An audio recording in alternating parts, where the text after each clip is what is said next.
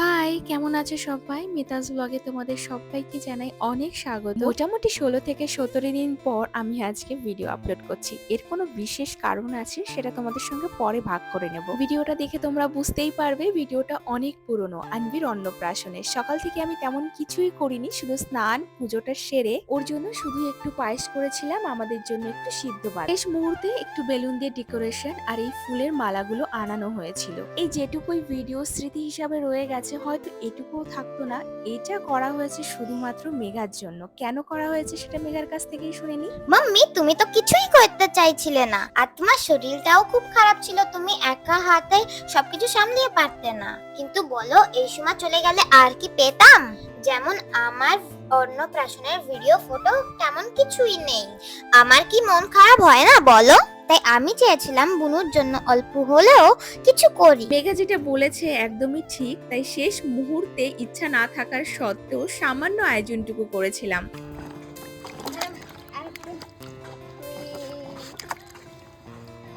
স্নানের পর এবার আসলো মুখে প্রসাদের সময়। ওর বাবা প্রথমে একটু আশীর্বাদ করে দিল, তারপর ওর দিদি, আমিও দিয়েছিলাম। কিন্তু আমি যখন করেছিলাম ভিডিওটা অন ছিল না, আর সেটা তাড়াহুড়োয় আমরা কিন্তু কেউ খেয়াল করি। এদিকে প্রচন্ড গরম ছিল, আনবি কিছুতেই বসে থাকতে চাইছিল না। মেঘার মুখে প্রসাদের সময় মেঘা কিন্তু মিষ্টান্নটা কেটে পুটে খেয়েছিল। আনবি একটু মুখে নেওয়ার পর ও আর কিছুতেই মুখে নিতে চাইছিল না।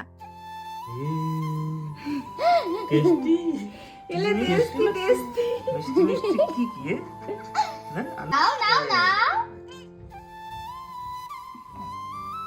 ও বাহ, দেখো মাম্মাম কান্নার মাঝখানে নিজের গিফট কেমন ভাবে ধরছে। হ্যাঁ, উপহার পেলে কে না খুশি হয় বলো। হ্যাঁ, সেটা তো ঠিকই। ও ফাইনালি এবার বুনুকে আমি খাওয়াবো। কিন্তু মাম্মি, বুনু তো খেতেই চাইছিল না। হ্যাঁ বাবা, অন্নপ্রাশন জন্মদিন সব বাচ্চারাই একটু আধটু ওইরকম করে। তুমিও করেছিলে, তোমার তো মনে নেই তাই, কিন্তু আমার তো সব মনে আছে। আর ও তো তোমারই বোন, তাহলে কেন করবে না? ও আচ্ছা।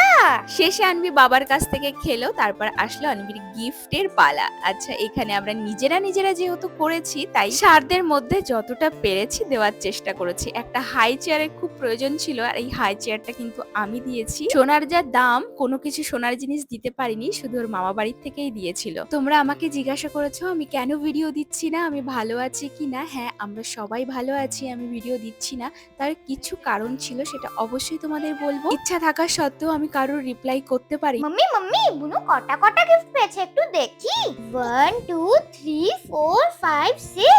আচ্ছা চলো এবার গিফটগুলো আনবক্সিং করি। গিফট আনবক্সিং ভিডিওগুলো কি করে দেখাবো, সব তো ডিলিট হয়ে গেছে, কারণ ভিডিওটা প্রায় ৩-৪ মাস পুরনো। এর মধ্যে সব থেকে যে ইম্পর্টেন্ট জিনিসটা আমার খুব কাজে লাগে, সেটা হচ্ছে হাই চেয়ার। যারা নতুন মা ভাবছো কোন হাই চেয়ার নেব কম বাজেটের মধ্যে, তারা কিন্তু এটা একবার দেখতে পারো। অনলাইনে ডিসকাউন্ট চলতেই থাকে। আমি এটা অফলাইন পারচেস করেছিলাম, আর আমার অভিজ্ঞতাটা কিন্তু খুবই ভালো এই চেয়ারটার সঙ্গে। তবু এইভাবেই ভালোবাসা দিও, পাশে থেকো। দেখা হবে অন্য কোনো ভিডিওর সঙ্গে।